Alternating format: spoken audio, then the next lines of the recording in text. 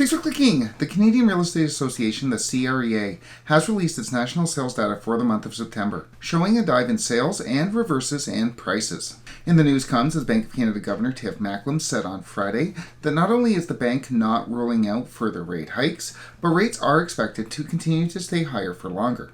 And with interest rates as high as they are, as we'll see today, the CREA is predicting a slowdown in Canada's real estate prices, though they are expecting a 1.5% increase next year. By then it's going to be too late.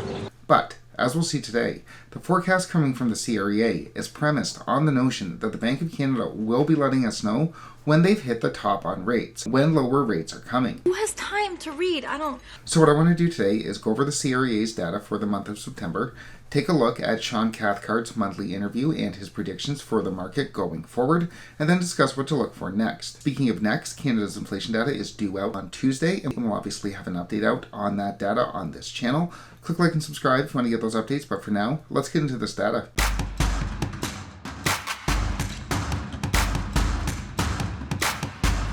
Onto the data. First up, the benchmark price. The benchmark price, that's the price of a home, which represents the most popular set of features, and the benchmark was down for the first time since March. The benchmark in August was $756,000, and that dropped down to $753,900. That's the first reversal in the benchmark we've seen since March, back when it was sitting at $708K.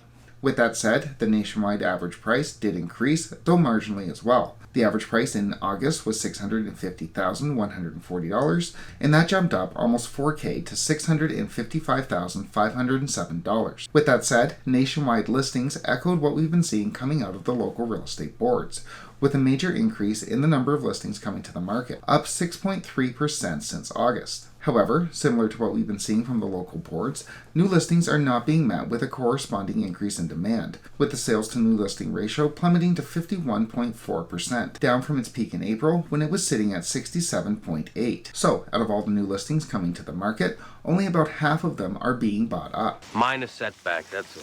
Oh yeah? This is lower than last year's 54.7 and much, much lower than we saw in September of 2021 when the SNLR was sitting at 76.2. And with more supply available than there is demand, all things being equal, price growth should, at minimum, stop. The national sales to new listings ratio has gone from close to 70% to just 50% in the space of 5 months. And that rally in prices is pretty much over. So, we have the benchmark price falling for the first time since March, we have the average price up a little over 4K, and we have a flood of new inventory hitting the market, without a corresponding level of demand, putting downward pressure on prices. But, what is the CREA predicting on price growth for the remainder of the year? So price-wise, we're looking at about a 3% dip in the national average price this year. Now, keep in mind that that's pretty much already all in the books at this point in the year. Now, it's worth noting that Cathcart, the CREA, the headlines, when they're talking about price decreases, they're talking about annual price decreases. When the CREA looks at all of the homes sold in 2022, looks at the average price in 2022 of all those sales, which was $703,000, it's comparing that with all of the sales of 2023 and saying that we're going to see an average price of $680K for the entire 12 months, which, taken all together, doesn't really tell us anything about where we are right now. Regardless, the CREA says that next year, we're going to see an increase in the average price of 1.5%. Followed by a modest rebound in the 1.5% range next year. So, next year, says Cathcart, the average price should be around $690K. But the bigger picture here from those small ups and downs is that the annual average price has been already and is expected to continue to basically hold steady in the $680,000 to $700,000 range from 2021 through 22, 23, and 24. And the idea there would be that high rates will be offset by overflowing housing demand coming out of the rental markets. Of course, housing demand remains very strong. So, demand and the resulting prices should be the same in 2024 as it was in 2021 when rates were near zero, as it was in 2022 when the rate didn't hit 4.25 until the end of the year, and in 2023 when the rate is above 5%. We're seeing a flood of new inventory, very few sales to speak of, and the Bank of Canada warning of more rate hikes. This according to the CREA economist. That's a real fan school, real fan school. Well, not so fast. Cathcart does admit that the CREA is basing its assumptions on one big, glaring, yet-to-happen event. Now, the major risk to this forecast playing out as I've just laid it out remains what the Bank of Canada does next.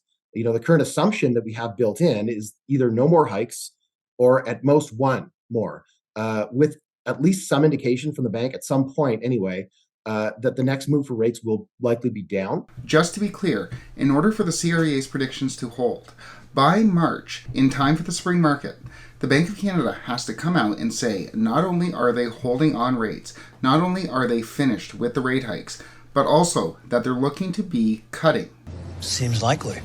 Let's look. If we look at the inflation that's occurred from March of 2023 all the way up until now, the inflation rate is already sitting at 2.19%, just barely above target, with many items, services, goods, recreation, health and personal care, and transportation all up over 2% just in 6 months. So, if we get no more price increases between now and March of 2023, if not one single price goes up between now and then, the inflation rate, all things being equal, will be sitting at 2.19. Still at the bank's target, but not necessarily enough for them to want to stimulate. Again, if nothing goes up between now and then. Which it won't. Further, in addition to the unlikelihood that the bank will even be in a position vis-a-vis the inflation rate to announce a hold, to announce lower rates incoming, the last time the bank let us know that it was on pause, the real estate market exploded back upwards, which contributed to the bank's decision to restart rate hikes in June. And given that at its previous meeting the bank expressed a concern that its language could be interpreted that rate cuts were coming soon, and signs of resurgent inflation are coming, it's not clear that the bank is going to be forthcoming with language saying rate cuts are coming to a theater near us soon, especially not over the next few months. Not with a resurgent inflation, not with the bank being very mindful what happens to the real estate market when it expresses dovish language. If anything, and this wasn't mentioned by the CREA, the Bank of Canada, Governor Tiff Macklem, appears to be on the other end of that spectrum, expressing much more hawkish language that the bank will be staying higher for longer, that the bank could need to hike even more going forward. So, all in all, looking at September's data nationwide, we have a benchmark price that is declining, though very minutely. We have the average price up, but only by a little bit, and we have a flood of new listings coming to the market with very little demand to speak of. Whether or not that demand will pick up in October remains to be seen, but we'll obviously have an update out on that data on this channel. Click like and subscribe if you want to get those updates, but for now, thanks so much for watching.